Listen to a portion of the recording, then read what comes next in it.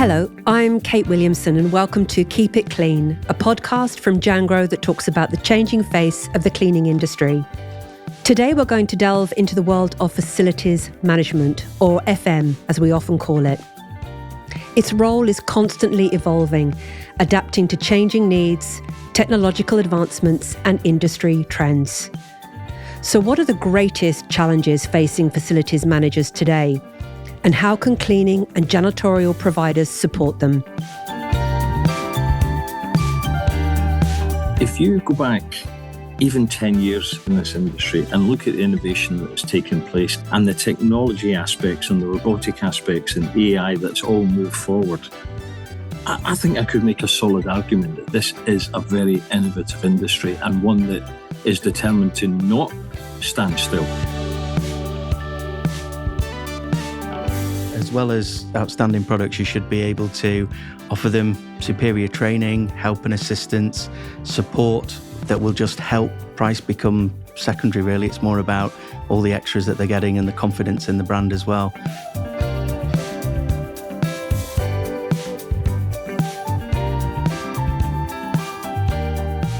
To help us put together their ultimate FM wishlist, I'm thrilled to welcome my guest today, Jim Melvin, Group Chief Executive of the Exclusive Services Group, a national supplier of cleaning services across a number of industries, including leisure and media, retail and logistics, healthcare and education. And Tim Corbett, National Account Manager at Jangro. Thanks for joining us, Tim. Thanks for joining us, Jim. Absolute pleasure. Pleasure. Jim, I'll start with you first. What are the biggest challenges facing FM companies when it comes to maintaining cleanliness and hygiene across large centres and multiple sites? The biggest challenges for us are, as always, cost and value, especially cost as we come out of this or within this difficult market, and also resource, because remember that post-pandemic, the industry lost an awful lot of people through Brexit, through people returning home after COVID and then not being allowed back into the country because of the change in the immigration laws. And as a result of Brexit also there was, and still remains, some. It's got better. There's no question it's got better, but in terms of availability of stock, parts, so on and so forth. So those are the main three things that I see on a fairly regular basis that are difficult. And of course, the most important of those to us is resource. And the most important to the client is very often cost. Yeah. So there's the dichotomy. Tim, is that reflected from your side as well? When you're out and about, what are the most commonly asked questions by FMs of large centres and multiple properties? I think mirroring what Jim said, really, a lot of it does come down to resources. A lot of them are struggling to find staff to carry out the jobs, but also they want the resources and better products for less money and things like that. So it's trying to find the value between that and offering them a suitable solution. But it's a real juggling. Absolutely, yeah. It's not simple like it used to be. The job's changed massively, and I think that's reflected across the industry, really. I think Jim touched on it there, but Tim, do you think the pandemic has changed the expectations that are placed on janitorial providers? What kind of differences do you think the pandemic made? Yeah, I think it kind of focused everybody onto the fact that keeping clean, keeping sanitised and being visibly noted doing that has become much more prominent, and I think is what people expect to see when they go in these shopping centres, that sort of thing. And I think, it'll keep like that because people feel confidence with that.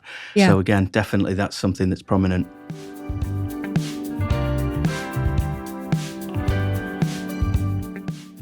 Jim, I want to touch on ESG, environmental, social and governance. What role does that play in, when you're selecting a janitorial provider, what role does that play? It's huge. It's huge. And anyone who says different, I think, is not looking. The reality is, strategically, you have to have your own plans round about that. So obviously there's demand from clients, and so there should be. But in terms of the environmental piece, I can only speak for my own business. We employed an external consultant to give us a strategy that we could reach by 2030. And his target was to do it by 2028 in order that with some wriggle room if we needed it. And it's looking at all the things that we need to do to be as close to carbon zero as we possibly can. And there's lots of things that we've done. Our biggest single measure is, of course, fleet. So fleet's been changing, but also going through a recent materials and janitorial tender, environmental and sustainability has been absolutely huge. In terms of social, it's something that we should want to do anyway. And I've never been a fan of filling in a tender and ticking a box.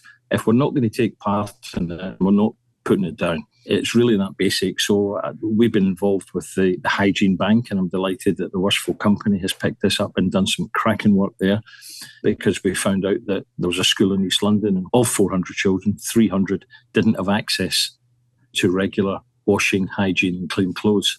That's in 2024 in East London. It's a disgrace. It's shameful. Yeah, isn't it? It's absolutely shameful is the right word to use. So we've got involved in that.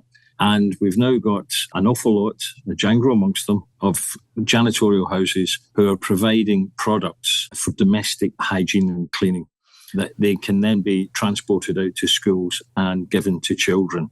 Through the pandemic, because you touched on the pandemic earlier, we got heavily involved with Mind, because people's mental health was suffering, understandably so. And also we got employed with the Employers Initiative Against Domestic Abuse, because that shot through the roof. And we have a huge amount of different cultures within our teams, and different cultures bring different levels of acceptance. So in that regard, we had to make sure that people had a platform in which to register if they had any concerns. And that's become almost like a community hub within our training and staff portal. And Mind were incredibly helpful in some of the events that we put on to try and help people through what was an unprecedented time. And lastly, in terms of governance, if you want to be a creditable, reputable supplier, then your governance and the external governance is a verification of what you're doing, an external verification. And I'm delighted we've just gone through a huge number of accreditations, our annual accreditations, and retained everything that we had set out, whether that's 45,001, 14,001, etc., etc. And it's crucial, because if we as an industry want to change the culture and understanding and the professionalism based on other people's views of this great industry, then all those things not only need to be in place, as I said earlier, they're not a tick box, they have to be happening. So for me, it's absolutely vital.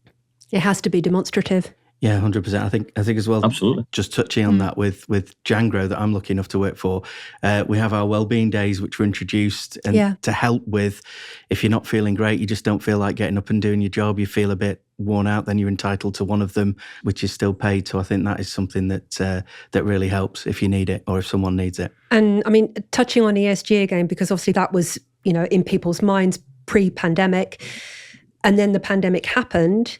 And a lot of that effectively, to a degree, went slightly by the wayside because cost became a huge factor. Would you agree that FM companies are moving away from choosing janitorial services based solely on price? I appreciate there are other factors now, but do you think at this point in 2024, is cost still overriding those other factors that you've just talked about, ESG, etc.? Yes, in a nutshell, there's no question. And as much as we want to, sort of wish it was different, we also have to understand the position that a lot of our clients find themselves in, because in many cases, the pandemic closed them down virtually for that period of time. And so there was loss of funds, there was loss of revenue, there was loss of margin. And a lot of companies are still finding their way back. And, when we talked about the pandemic and how, we had Prime Minister and the Shadow Prime Minister talking about our staff being heroes.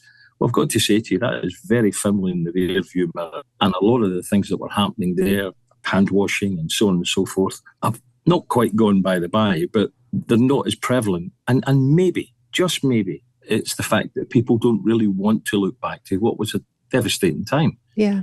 But for us as an industry, we should be exuding a hygienic confidence to people. And until such times as robots take over the world, the one thing that's guaranteed is people are required. And therefore that comes with cost. And that cost has to be recognised. Value, I accept, has to be recognised. Of course it has. And it has to be evidenced and demonstrable. But there are companies moving away purely on price, and especially in specific markets such as the education market, which is badly underfunded. And therefore, you understand it and you feel sorry for them, but it doesn't help you much. But that's where people are, and we just have to accept it and find different ways. And as you said, a lot of companies unfortunately didn't survive the pandemic. They closed. No. And now a lot of the ones that remain, they're being put under a lot more pressure. Jim, how important is the supply chain metric OTIF, on time and in full? How important is that when you're, trying to put yourself next to a competitor and win business? It's massive. There's a lot more data required now, isn't there? I remember the days when it was about cleaning. It's not. It's not now. It's about reporting, and it's about making sure that you can actually demonstrate what it is you've done. And to be fair, there's lots of technology out there that helps you to do that. And to a certain extent now, in a lot of places, especially multinationals, cleaning will be one of the largest costs that those clients have. So it shouldn't really come as a surprise. Yeah. Tim, how do you, as a, working for a janitorial supplier, how do you ensure that OTIF standards are adhered to? I mean, what specific measures can cleaning providers implement to guarantee that their services are delivered on time and in full? I think really it's down to managing the expectations when you're agreeing with the client what's going to happen going forward. I think you set out reasonable service level agreements there and then make sure that they're monitored to and that they're stuck to, with communication being paramount. Again, if things can't be there on time, then it needs to be explained and what the next steps will be. But absolutely, they need it there on time, and that's why they've ordered it. Yeah, because they're under pressure from their customer, and they need it in the place and they need to be using it, and excuses and fakeness doesn't work. You have to be direct and manage expectations and make sure it happens. And communication, like you said, is key as well. I don't think anyone likes it when they're met with silence. And I think we've got some great systems in place at Jangro with delivery dashboards so that people can monitor what's going on and where things are, and a great team as well with communication. They'll back up and help where needed. Absolutely. Jim, how can you measure the impact of janitorial services on tenant satisfaction within facilities? There's a huge amount of ways. I mean, one of the things that we tend to do is we have regular, what we call strategic reviews with clients. When we're not actually talking about cleaning, we're talking about everything else around about that, because the cleaning should be taking care of itself. But obviously, we have our regular weekly, monthly, quarterly audits and reports back. More and more on reports back now are janitorial sections where people are talking about specifics and down into the nitty-gritty detail of products and delivery days and so on and so forth. And the other side of it is removing perception and using technology to remove perception and subjectivity by actually being able to demonstrate by whether it's QR codes or tags to actually say that we said we would do ABC, and here's the demonstrable proof that ABC took place on that day, on that time. And, you're involved in it, the client's involved in it.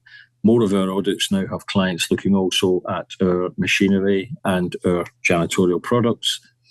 And so in all those ways, it is the art of the possible in terms of removing any level of subjectivity or negativity, even if you want, in some cases, away from that. Those are just some of the ways in which you can demonstrate that.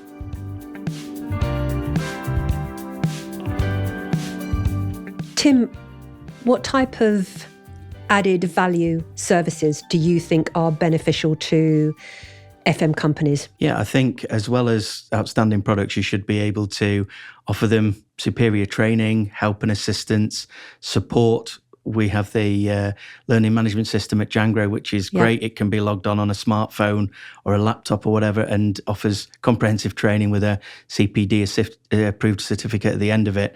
And I think they expect things, or they want things like that will just help price become secondary, really. It's more about all the extras that they're getting and the confidence in the brand as well. So I think, it's definitely important to offer extras, as it were. It can't just be one note anymore. We've talked about cost, we've talked about, ESG, but it can't be one note anymore. It's a full package. Absolutely. And the learning is so important.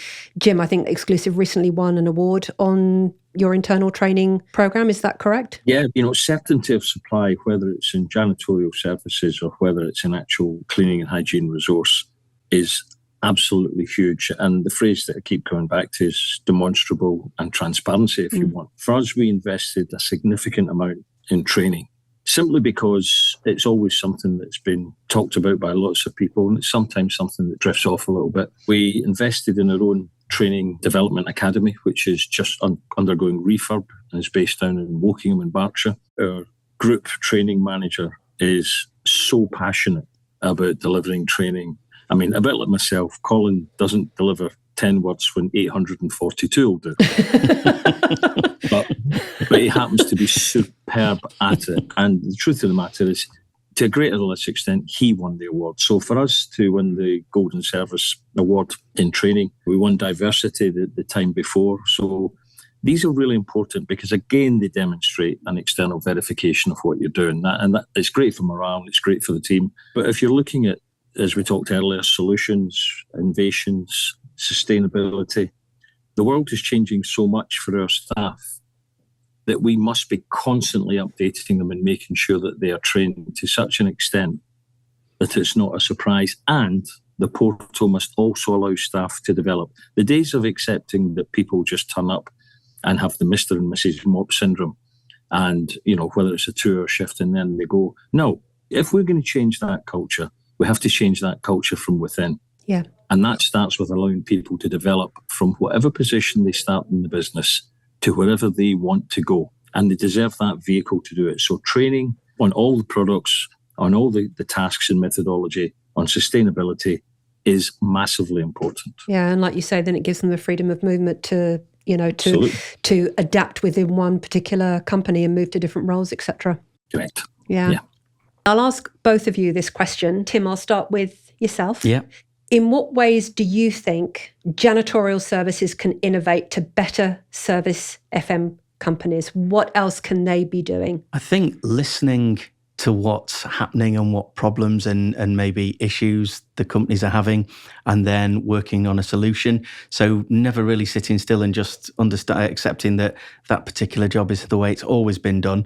We need to look at better ways. Sustainability is a main issue. Things like natural products, so that they cut down on chemical products, things like that. Then I think we need to work closely with the industry to make that happen and spread that message. Sometimes you need to shut up and listen. Absolutely, which is what I'll do. Not at all. How about yourself, Jim? I agree with everything that Tim just said, but there's one thing I think is also particularly relevant. Sometimes I think we do ourselves a bit of a disservice. If you go back even 10 years in this industry and look at the innovation that has taken place and continues to take place, and the technology aspects and the robotic aspects and AI that's all moved forward, I think I could make a solid argument that this is a very innovative industry and one that is determined to not stand still. And within that determination, we still retain that desire to make people outside of the industry realise that, you know what, this is a professional industry. 59 billion, 1.5 million people working in it. It's not something to be sniffed at. And changing the culture, all those things that are happening in terms of innovation, technology, and all the things that I've just mentioned can only serve to drive that forward. Additionally, working with the British Cleaning Council and the All Parley Parliamentary Group, we've set out a manifesto in which we talk about how the industry has to be seen with relevance to the UK's preparedness. Now, it's universally accepted that the UK is not as well prepared, believe it or not, as it would have been before COVID. And we need to get on top of that. And we have an industry, as I said earlier, 60 billion, 1.5 million people, procurement being one of our arts, that should be helping government and helping, therefore, the UK to prepare for such an event. And something will happen again. So therefore, it's not been negative or scaremongering, it's been pragmatic. And so we're hoping that in working with government through the All Parliamentary Group, we'll be in a position to get the government to recognise that this is vitally important. And that in itself will surely help people change their view and their culture in relation to this great industry. But the reality is, we continue as an industry to demonstrate some fantastic innovations and solutions. And long may that continue. Absolutely. It never fails to amaze me how much of a juggernaut this industry is. So look, thank you your names rhyme, Jim and Tim. Indeed. boy band. Absolutely. I'm seeing a different future for both of you here.